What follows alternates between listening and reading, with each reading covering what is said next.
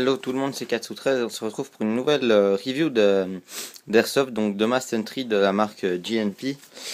Je commence par dire qu'elle pèse à peu près 3,5 kg sans les accessoires. Elle est vraiment légère, donc moi sérieusement j'ai pas de problème. Donc je vais vite parler des petits accessoires que j'ai mis. Donc poignée que j'ai récupéré de mon Scar, parce que je trouve ça donnait mieux qu'une poignée en noir. Et oui, on a du noir, on met du tan, on a du tan, on met du noir. Donc le viseur, un vieux viseur holographique 552, je sais plus d'où je le sors celui-là. La lampe Phoenix PD32 et un silencieux, je vais marquer Delta Force dessus juste pour le style, mais j'aime bien. Enfin, j'aime vraiment bien. Et la Cross Voltor, le corps Magpul.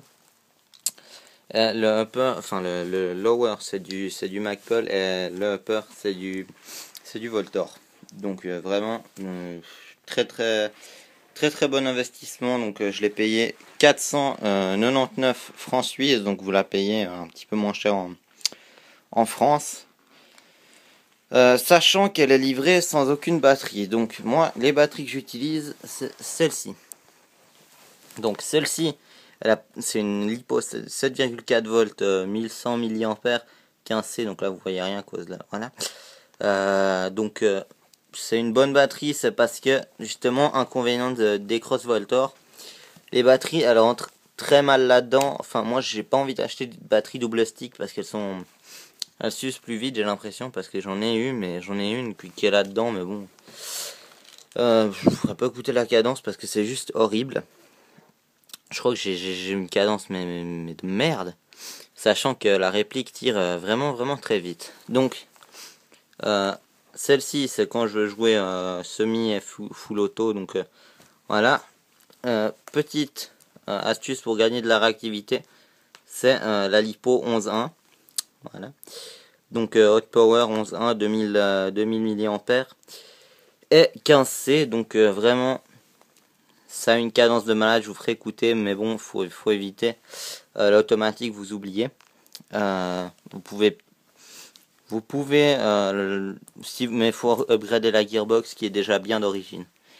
Et sinon, dès que j'ai plus de batterie, celle-là, mais elle rentre pas dans le tube cross, alors c'est scotché là-dessus. Et ça, c'est un inconvénient, je trouve, assez. J'ai envie de dire, c'est le seul inconvénient de la réplique. Donc je vais vous montrer comment elle est d'origine. Hop. Et bon, j'ai pas envie d'enlever la poignée parce que je l'ai trop bien vissé. Donc bêtement d'origine, on a encore le petit cache-flamme. Non, je l'ai pas. Ah ouais, bon, génial. Ça me fera un truc de plus de paumé. Donc voilà. Donc en gros, quand on le reçoit, il n'y a pas le silencieux au bout, il n'y a pas la poignée. Donc on la reçoit bêtement. C'est vraiment très simple, mais je trouve que c'est une très bonne réplique. Donc je vais vous montrer comment on met la batterie. Donc hop, juste essayer d'enlever. Voilà, j'enlève la crosse, c'est plus facile. Donc là, bon, la connectique elle est à l'arrière. Donc là, je vais juste vous montrer un petit peu la cadence. Donc avec la 7.4, celle que j'utilise absolument tout le temps, qui généralement me tient la journée, mais bon, on sait jamais, des fois c'est pour ça que j'utilise l'autre. Alors hop, semi, on va regarder la réactivité. Donc voilà, bon, des fois elle bloque un petit peu en semi, je sais pas pourquoi ça fait ça, mais c'est pas dérangeant, c'est vraiment très rare. Donc ça c'est de l'automatique. Donc vraiment cadence très correcte, parce qu'il n'y a pas besoin de ferrailler. Je vous expliquerai plus tard que moi je joue vraiment presque en Real Cap, donc des magasins de 30 billes. C'est, je trouve, le plus marrant. Donc je vous montre la réactivité en 11.1. Je vous ferai une petite rafale, mais bon, vite fait, quoi, parce que je vais limer le truc et puis j'ai pas envie de devoir aller la réparer parce que je dois jouer ce week-end avec. Donc réactivité, hop.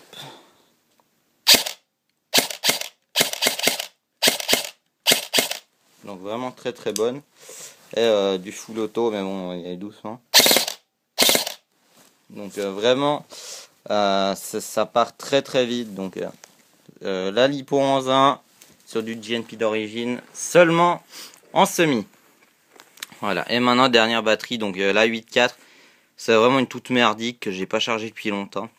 Il y a juste les lipos qui sont chargés, qui sont obligés d'être chargés, sinon si elle se décharge, elle se recharge plus du tout, donc voilà. Donc réactivité à la 8.4, yep.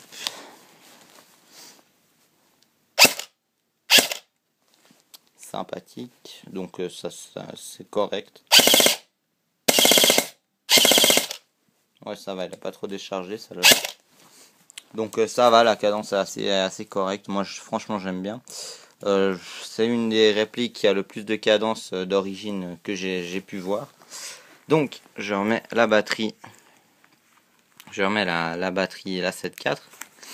Je la plie comme ça. Je la mets dans le cube cross. Hop. Je fais toutes les manips à une main, donc c'est vraiment pas facile. Yep.